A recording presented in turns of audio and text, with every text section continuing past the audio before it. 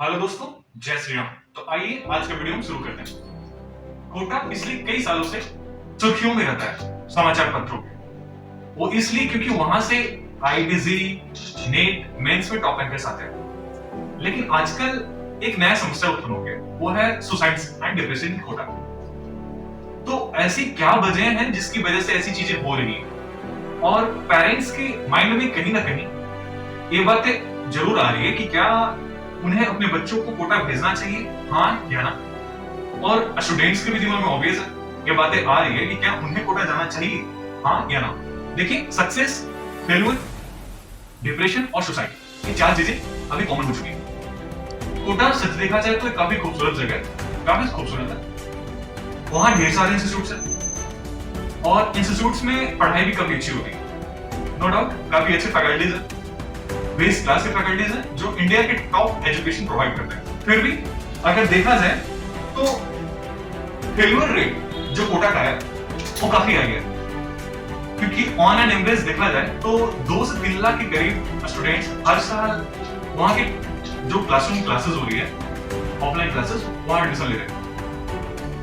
तो क्या ये 2 से 3 लाख स्टूडेंट्स सारे के सारे जेईई एडवांस, मेंस और नीट में सिलेक्शन ले रहे हैं?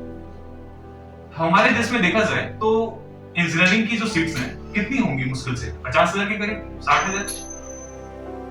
और अगर मेडिकल सेक्शन में देखा जाए तो 25,000 के करीब। तो टोटल कितने हुए? 85,000 के करीब, 85,000।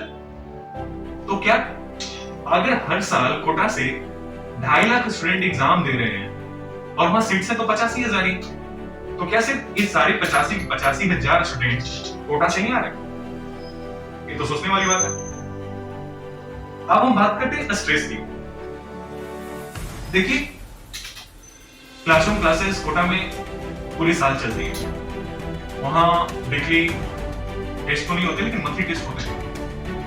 अब मंथली टेस्ट में ये जरूरी नहीं है कि स्टूडेंट आपका बच्चा या आप हर एग्जाम में बेहतरी कर रहे हो, ऊपर नीचे मार्क्स होते रहते हैं। तो इसका ध्यान रखने की जिम्मेदारी किसकी है? सबसे पहले तो जो वहां टीचर्स पढ़ा रहे हैं उनकी है, और दूसरे माता पिता की। पेरेंट्स ध्यान दे पा रहे हैं या नहीं दे पा रहे? कितने ऐसे पेरेंट्स हैं जो अपने बच्चे से पूरे साल में एक बार भी मिलने आते हैं? हमें लगता है कि मुश्किल से 10% ही होंगे ऐसे पेरेंट्स जो अपने बच्चे से साल में 2-3 बार मिलने जाते होंगे और उनसे एग्जाम्स के बारे में, क्लासरूम के बारे में, उनके लाइफ के बारे में उनसे डिस्कस कर रहे होंगे। हमें नहीं लगता कि 10% भी है ऐसे पेरेंट्स।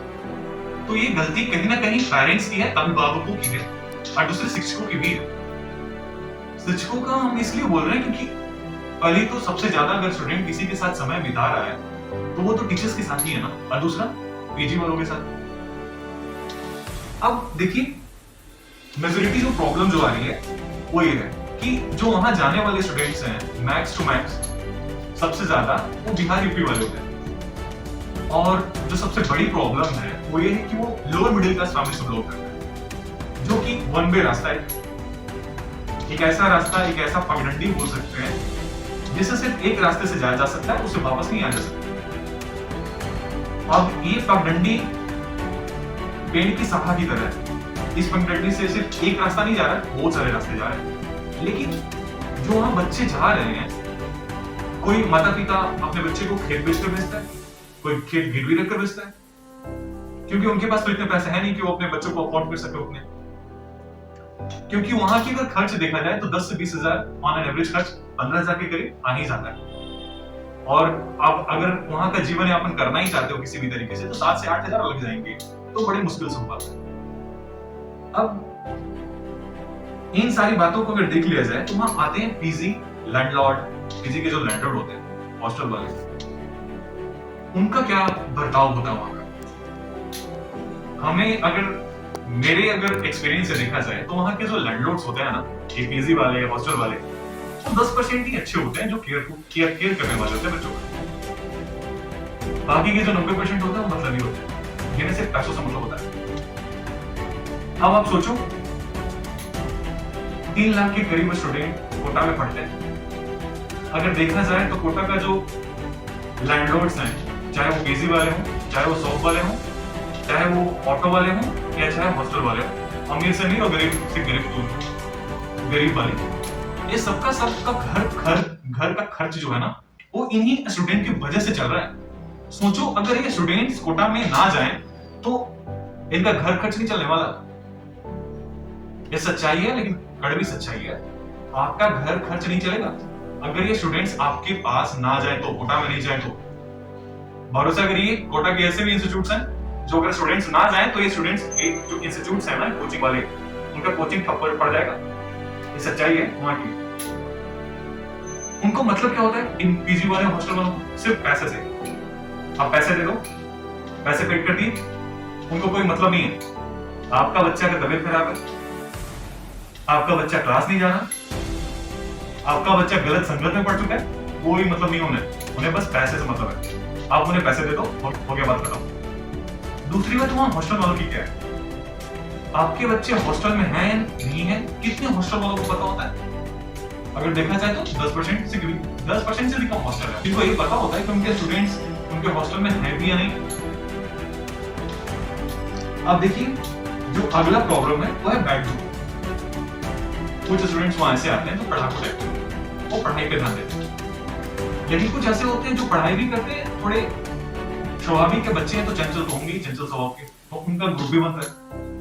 अब ये ग्रुप हो सकता है खराब भी हो, अच्छा भी हो, पढ़ने वालों का भी, लेकिन अगर गलती से खराब ग्रुप बन गई और वो खराब संगत में पड़ गए, तब उनका क्या स्टार्ट होता है? घूमना फिरना, क्लास बंक करना, क्लास छोड़ देना।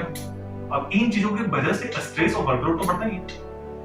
और जब वर्कलोड बढ़ता जाता है, बैकलॉग बढ़ता जाता है, जैसे कि आज का क्लास छूट चुका है, आज की क्लास में जो पढ़ाई हुई वो कल करना पड़ेगा उन्हें, तो कल की क्लास का कौन करेगा? इस तरह से उनका वर्कलोड बढ़ता जाता है। और जब ये भारी भरकम हो जाता है तो सर पे इंसान पे जब आता है वर्कलोड, तो ये इंसान वर्कलोड के तले बोझ जो उसका है, बोझ के तले दब जाता है, फिर वो उठ नहीं पाता। इन्हीं सब की वजह से कहीं ना कहीं ये डिप्रेशन और सुसाइड हो रही है। लेकिन जब हम बात करेंगे लोगों का क्या राय है इस मामले में, मैं एक मिनिस्टर जिनका नाम नहीं लेना चाहूंगा और किस पार्टी से, उनका भी ये भी नहीं बोलना चाहूंगा, उनका एक विवादित बयान आया। ये जो सुसाइड कोटा में हो रही है वो लव अफेयर्स की वजह से होती है। सोचिए कि हमारी सरकार क्या स्टेप्स ले रही है जब एक मंत्री इस तरह का विवादित बयान दे रहा है कि जो बच्चे सुसाइड कर रहे हैं वो लव अफेयर्स की वजह से कर रहे हैं। ये हमारी सिस्टम है जिसे हैंग करना बहुत जरूरी है, और ये हम हैंग तभी कर पाएंगे जब हम सभी मिलकर खड़े हों। देखिए, बैड हैबिट्स जो है वो बच्चे में कहीं ना कहीं देखा जाए तो कोटा के 40% से भी ज्यादा बच्चे हैं जो सिगरेट ये फूकने वाला बहुत ज्यादा वहां। तो ये चीजों का देखभाल कौन करेगा? ये बच्चे वहां पढ़ने तो गए हैं, लेकिन संगत में आकर के वो सिगरेट भी पीना शुरू करती है, शराब भी पीना शुरू कर देते हैं। इन चीजों से बच्चों को बचाकर कैसे रखा जाए? सबसे बड़ी वजह तो यही सारी चीजें हैं। मेस का खाना सही नहीं है, बच्चे पहली बार घर से बाहर आ रहे हैं तो वो एक्साइटेड होते हैं कि हम बाहर जा रहे हैं, कोटा जा रहे हैं, पढ़ाई करेंगे, अच्छा करेंगे, सक्सेस करेंगे। माता पिता भी सोचते हैं कि उनका बच्चा बाहर जा रहा है पढ़ने, अब तो एक कर ही लेगा, लेकिन उन्हें क्या पता होता है उनके बच्चे को क्या क्या चीजों से गुजरना पड़ता है। खाने की बात करें तो मेस वाले कुछ दिन तो अच्छे खाना देंगे आपको, लेकिन उसके बाद खाना इतना घटिया देंगे कि आप खाने लायक नहीं रहोगे। अब क्या खाओगे? भगवान ही भरोसे। और ऊपर से लोगों का ताना सुनना पड़ता है, समाज का ताना। तो आप अगर कोटा जा रहे हो, आप अपने बच्चे को कोटा भेज रहे हो, तो आप ये मत सोचो कि समाज आपको क्या बोलेगी अगर आपके बच्चे ने ये काम नहीं किया। सिर्फ वही एक रास्ता नहीं है कि आप वो कर लोगे आपका हो गया, बिल्कुल गलत, ऐसा कुछ भी नहीं है। तो समझदार बनो और अपने आप को इस तरह से मजबूत करो कि इन परेशानियों से आप आगे ऊपर उठ सको और इन सारी चीजों से ऊपर उठ सको। जय श्री राम। आज के लिए इतना ही। अगर आपको हमारा वीडियो अच्छा लगा तो चैनल को सब्सक्राइब करिए और वीडियो को लाइक करिए। धन्यवाद।